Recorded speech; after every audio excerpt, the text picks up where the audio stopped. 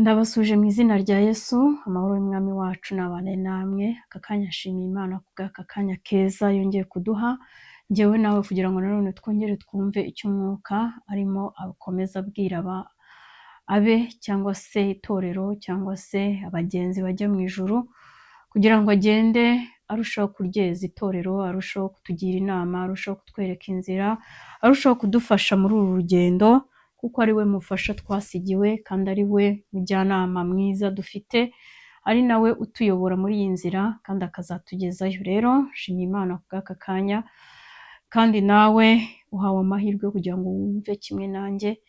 Reka kano kanya keza duhawe tukabyaza umusaruro, imitima yacu ntirangare, twumve icyo umwuka yavugana natwe aya masaha kandi cyatugirira umumaro. Rero reka dusenge, ubundi tuze twongera dusoma kino gitabo, kandi harimo n'ijambo ry'Imana naryo tugenda turisoma, byerekana ko iby'iki gitabo atari ibinyoma cyangwa se ari ibyo umuntu yahimbye, ahubwo bijyanye n'ijambo ry'Imana, ahubwo izi ni nk'imfashanyigisho umwuka wera yaragiye atanga kugira ngo turusheho kubona ko uko uru rugendo rugendwa, uko iyi nzira iteye n'uko igendwamo, byose ni nk'igishushanyo mbonera. Icyo nzi cyo biradufasha ku bagenzi bajya mu ijuru, abazi iyo bari kuva ndetse bazi n'iyo bari kujya. Ku bantu badukurikiye bwa mbere, nitwa Umuhoza Sylvie, mbahaye ikaze, muze tubane dukomezanye uru rugendo. Ku basanzwe tubana namwe mbahaye ikaze cyane, kandi turushaho no kubisangiza. Nuwumva ibintu ukumva biragufashije, ujye ubisangiza n'abandi, kuko uzaba ukoze umurimo ukomeye, uzaba ufatanyije nanjye ivugabutumwa, cyangwa se n'uwampamagaye, kugira ngo niyo wakora umuntu umwe akaba ari we ukurikira ibyo bintu bikamufasha, mu ijuru barakwandikira kuko nibo bazaduhemba. Rero reka dusenge, ubundi tuze dusoma aho twagarukiye, ariho dukomereza, tugende twumva uko byagiye bikomeza. Data, ndagushimiye kubw'aka kanya keza uduhaye, tuguciriye bugufi, imitima yaciye bugufi kugira ngo uze uvugane natwe. Mwami, turi gusoma kino gitabo, ari wowe watanze izi nyigisho kugira ngo tubashe kumva ndetse tubashe kumenya iby'uru rugendo. Turakwinginze ngo uvugana na buri umwe wese mu mutima we, ndetse n'icyo ushaka kuvugana nawe. Icyubahiro n'ikibi cyawe none n'iteka ryose, amen. Ubushize twasoje aho ba bantu bari barimo kumuganiriza mwa ya nzu yari yaruhukiyemo nyuma yo kurenga za ntare ziziritse. Hanyuma dusoza arimo bariya barimo kumuganiriza, harimo uwitwa Nyirarukundo, harimo uwitwa Mwirinzi, hakabamo n'uwitwa Mwubahamana. Noneho Nyirarukundo niwe wasoje, ubwo yamubazaga ngo mbese ngo icyatumye ataza nabo mu rugo rwe, nawe agerageza kumusobanurira impamvu. Asoza avuga ngo na Kayini yangiye murumuna we kuko yamwangiye ingeso ze nziza, undi zikaba zari mbi. Nuko niba ari icyo umugore wawe n'abana bawe bakwangiye, baba biyerekanye ko ari abanzi b'ibyiza, nawe ukaba wikijije urubanza rw'amaraso yabo. Bishatse kuvuga ngo uko byagenda kose, niba hari abantu mubana mu rugo cyangwa se n'abo bakugose, abo mukorana n'ahandi hose, Imana yaguteretse mu buryo bumwe cyangwa ubundi, ukaba ubona ufite uburyo bw'uko wababwiriza iby'agakiza, wabasengera ariko ukanababwira, kugira ngo Imana itazakubaza ngo mbese ko wamenye iby'agakiza, ukamenya iby'urupfu rw'iteka, ukamenya iby'urubanza ruzacibwa abantu bakinjira mu rupfu rwa kabiri, cyangwa abandi bakajya mu bugingo buhoraho. Wabikozeho iki ku bari bakugose? Aho nagushyize kugira ngo mpagararire, wabikozeho iki? Ukwiye kugira icyo ukora mu buryo bumwe cyangwa ubundi. Ushobora no kutabwiriza umuntu kubera ko ubona wenda wabuze aho umuhera, ntuzi kubivuga, ntuzi aho wabihera, ntuzi ijambo watangiza. Icya mbere uzamusengere, icya kabiri ushaka kumutumira mu rusengero rwawe, mu materaniro, mu giterane se, mu masengesho, yo mu byumba tujya tugira, ugasanga nk'urusengero kuwa gatatu haba icyumba cy'amasengesho, ukamusengera ngize ukazamutumira rimwe. Hanyuma tuvuge wenda afite konji cyangwa se nawe urayifite, cyangwa se na rancawo nazo zirahaba, abantu benshi baraterana, ukazamutumira, ukajya umutumira, ukamwerera imbuto ku rwego uzajya umutumira, ku rwego umwigiraho inshuti. Hanyuma icyo ngicyo ukagikora, kubera ko ukwiye kugira ikintu ukora niba waramenye Kristo, ukamenya agakiza, ukamenya ko abatari muri Kristo Yesu bazarimbuka. Abantu bakugose bishwe n'ibyaha, hari icyo wakora. Ushobora no kutamubwira ijambo na rimwe kuri Yesu, ariko ukamwigiraho inshuti, ukamusura, ukamwereka urukundo rwinshi, warangiza ukamutumira amasengesho, ukamutumira mu gusenga, ukamutumira mu buryo bumwe, ukamwegereza Imana mu buryo bumwe cyangwa ubundi. Mu by'ukuri uba ukoze ikintu gikomeye nk'uko ubishoboye, ariko ushoboye no kumubwiriza ubutumwa, ushoboye mu buryo bwose. Umuntu wese akwiye kugira ikintu akora, kuko nutagira ikintu ukora kuba kugose, kuba mubana mu buryo bwose, mu by'ukuri Imana izabikubaza, kuko uba uri kumwe nabo ubona ibibi bakora, uba ukwiye kugira ikintu ukora. Ushobora no kumubwira ati reka ibyo bintu ukora ntabwo bikwiriye, ibyo bintu ni bibi, ntabwo uzi ko abanyabyaha bazarimbuka, ntabwo uzi ko bimeze gutya na gutya na gutya, ukamugira inama cyangwa se ukamubwira gutya. Naho wakivugira ibyo, ashobora kugutuka cyangwa se akakubwira ibindi bintu. Ntabwo bagutuka ibitutsi biruta ibyo Yesu bamututse. Ntabwo dutinya gutukwa kubw'ubutumwa bwiza, ntabwo budukoze isoni. Icyo gihe uba ukijije ubugingo bwawe, uba wikuyeho urubanza. Imana ari kuzakubaza ngo mbese ko naguhaye agakiza, nkakwereka inzira y'agakiza, nkakugira umunyu cyangwa se umucyo. Yaravuze ngo mu mucyo w'isi, ni wamurikiye bangahe hariya wari uri, wakoze iki, wabwiye bande ko ati muve mu byaha. Twebwe dukora ikintu gitoya, Imana igasigara ikora ibyayo. Ushobora kubwira umuntu ngo waretse ibyaha utazarimbuka, iryo jambo ryonyine, akagutuka cyangwa akakubwira nabi cyangwa akakubwira ati, akakubwira ibyo ashaka, ariko iryo jambo rikamugendaho kugera igihe kinini cyane, rikamugendaho kugeza igihe rizamuhindura cyangwa rigatuma ahinduka, agahora ritekereza ibihe byose. Izo ni imbaraga z'Imana zerekeza ijambo twavuze. Rero icyacu, inshingano yacu, reka tuyikore nk'abakristo, twe kwiyicarira wumve ko wamenye agakiza, abandi ubarebe wumve nyine nta kintu bikubwiye. Hoya, ugomba kugira ikintu bikubwira, kuko Yesu azabikubaza. Yaravuze ngo mugende mubwirize amahanga. Ntabwo ari inshingano y'umuntu umwe cyangwa uwari, ni inshingano y'umuntu uwo ari we wese. Ahubwo uburyo twabikoramo nibwo butandukanye. Ushobora gufata mikoro nkavuga, undi akabwiriza mu rusengero, undi akabwiriza mu masengesho, undi akabwiriza kuri Zoom, ariko nawe wabwira umwe cyangwa babiri mukorana cyangwa mubana no mu rugo, ukamwerera imbuto, ukamwereka urukundo, ukamusengera, byibura Yesu akazabona hari n'umwe wagize uruhare kugira ngo aze. Rero ni inshingano ya buri wese, twe kuba abashomeri, kandi imirimo ihari myinshi cyane, harimo n'iyo kuvuga ubutumwa nk'uko nguko. Rero twari tuvuze kuri hano ukuntu yamuhase ibibazo, amubaza impamvu abo mu rugo rwe batazanye, nawe abasha kwisobanura, kandi koko ntako atagize. Amubwira ko koko ntako atagize, ariko ikiruta byose yikijije urubanza rw'amaraso yabo. Nutagira icyo ukora ku bawe, hari nk'abantu ubona arakijijwe, ariko abana be nta kintu akora kugira ngo abana be babashe gukizwa. Niba unababwira ntibumve, basengere, fata igihe cyo kubasengera, koresha uko ushoboye, unabicaze. Burya abana bumvira ababyeyi, keretse wa wundi wakunaniye burundu, nawe wasenga Imana ikareba ukuntu imukwegereza cyangwa ikareba aho imufatira, ariko shyiramo imbaraga kugira ngo abo mubana ukore icyo ugomba gukora ku giti cyawe, urebe ko hari nabo mwazageranayo, ariko ntubyihorere, ntucike intege, ahubwo kora icyo ugomba gukora. Imana ijya yumva amasengesho y'ababyeyi cyangwa se y'umuntu ari gusengera undi ngo imuhe agakiza, ijya ibikora. Kimwe n'uko umwana wo kurimbuka nawe arahari, ariko twebwe reka dukora icyo tugomba gukora kugira ngo tutazabibazwa. Uko rero byakomeje, ngo maze ndota bicaye baganira batyo, bageza aho bazaniye ibyo kurya.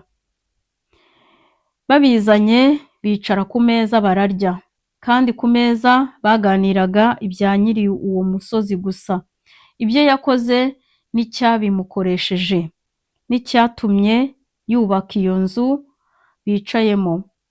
Ibyo bavuze bimenyesha yuko yabaye intwari ikomeye, kandi ko yarwanije akica uwari ufite ubutware bw'urupfu. Abaheburayo ibice 2 umurongo wa 14 n'umurongo wa 15, reka tuhasome twumve icyo havuze, ko twavuze ko tuzajya dusoma buri jambo ryose tubonyemo hano, tuzajya turisoma ko riba rijyanye n'ibyo dusomye, kugira ngo turusheho kumenya ko iki gitabo turi gusoma ntabwo ari uguta umwanya. Ni kimwe n'uko twafata Bibiliya tugasoma, kuko ni inkuru umwuka w'Imana yazanye kugira ngo abantu b'Imana barusheho kumenya iby'iyi nzira.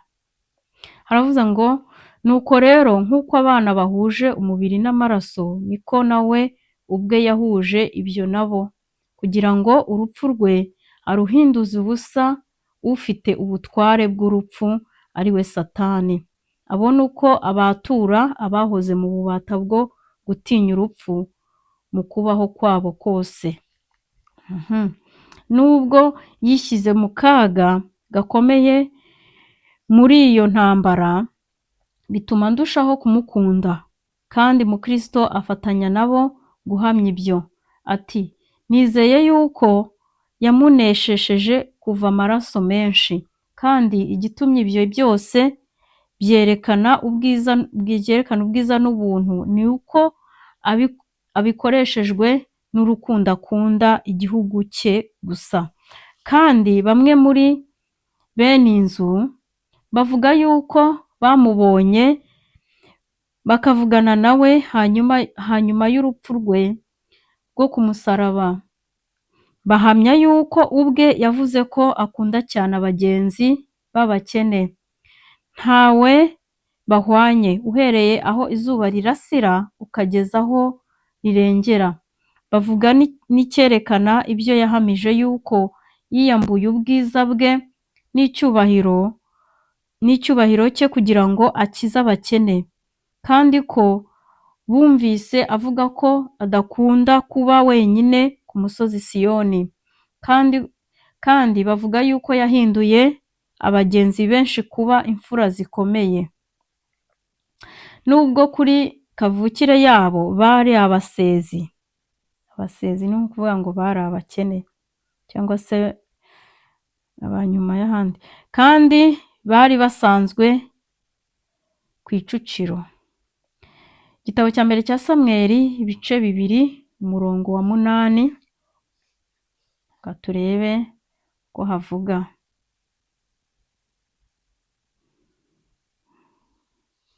Ibice 2 umurongo wa 8 haravuga ngo, akura abakene mu mukungugu, ashyira hejuru abatindi abakuye ku cyavu, kugira ngo bicarane n'ibikomangoma. Baragwa intebe z'icyubahiro, kuko inkingi z'isi ari iz'Uwiteka, kandi nizo yayishinzeho. By'ukuri usibye agakiza adukura no ku cyavu. Ni ukuri n'ubuzima bw'iyi si n'ubuzima bw'ino arabuhindura rwose cyane, nubwo bamwe batakaza inzira bajya kubushaka mu bundi buryo, ariko nawe arabikora. Iyo wihanganye ukarindira, akorera mu gihe cye. Icyakora igihe cye nicyo akoreramo, igihe cye gikwiriye nicyo akoreramo. Iyo udashoboye kukirindira uratana, ariko iyo ushoboye kukirindira ubuzima arabuhindura rwose. Uwari umutindi akamuhindura uw'icyubahiro. Ibyo ngibyo twese turabizi, hari abantu benshi twagiye tubibona ko yabikoreye. Zaburi ya 3 umurongo wa 7.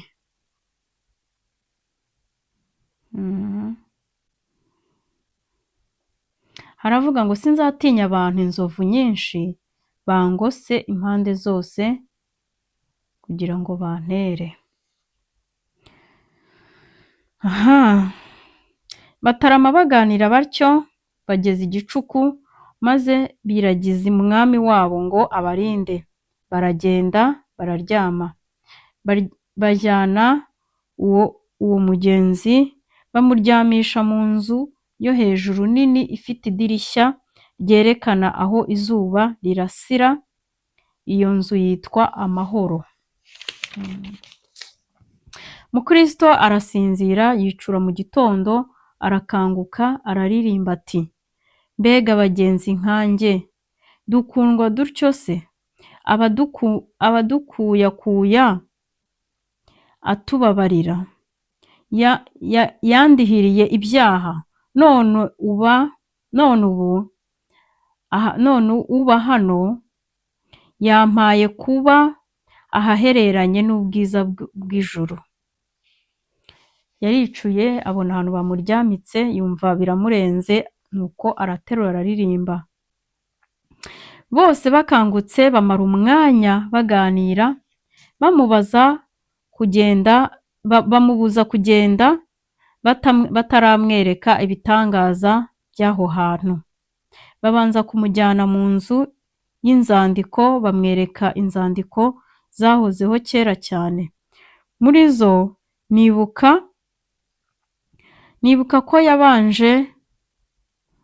nibuka ko babanje kumwereka urwandiko rwanditswemo amasekuruza y'umwami nyiri uwo musozi, yerekana yuko ari umwana w'iyahozeho kera kose, kandi no kuvuka kwe ko ari ukwa kera kose, kandi harimo n'ibyo yakoze byinshi n'amazina y'abantu amagana menshi yashatse, kandi yuko yabatuje mu mazu adasazishwa n'ubukuru cyangwa ikindi cyose cyonona byo mu isi.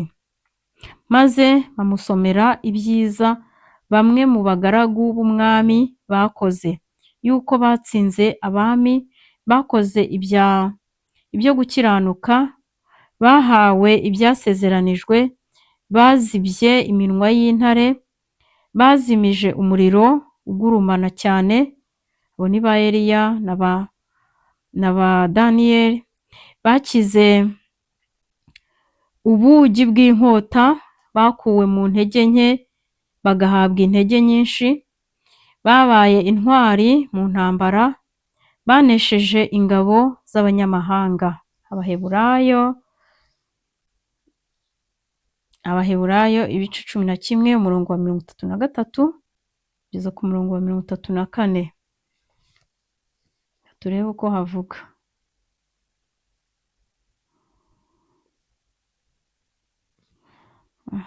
Ibice 11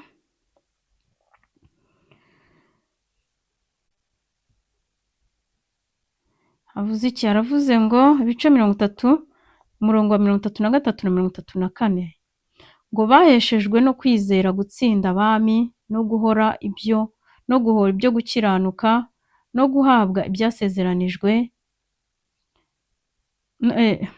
Baheshejwe no kwizera gutsinda abami, no gukora ibyo gukiranuka, no guhabwa ibyasezeranijwe, no kuziba iminwa y'intare,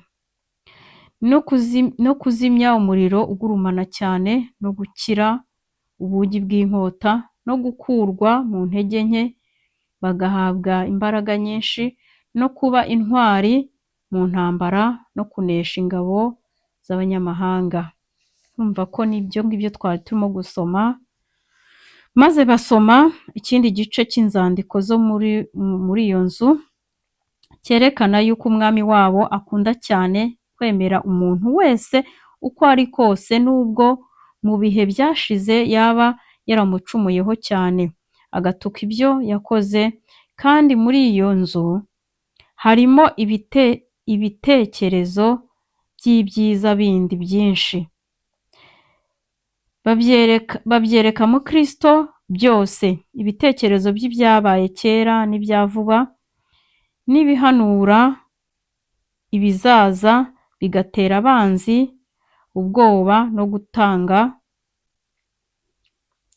bigahumuriza abagenzi, bikabamara umubabaro.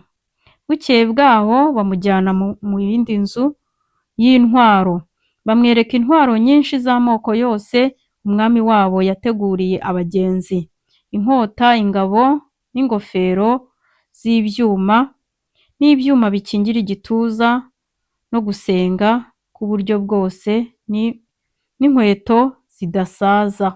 Izi ni intwaro z'umwuka, wenda ahubwo nitugaruka tuzaza tuzisome. Kandi muri iyo nzu hari intwaro zikwiriye abantu bangana n'inyenyeri zo mu ijuru ngo barwanire umwami wabo.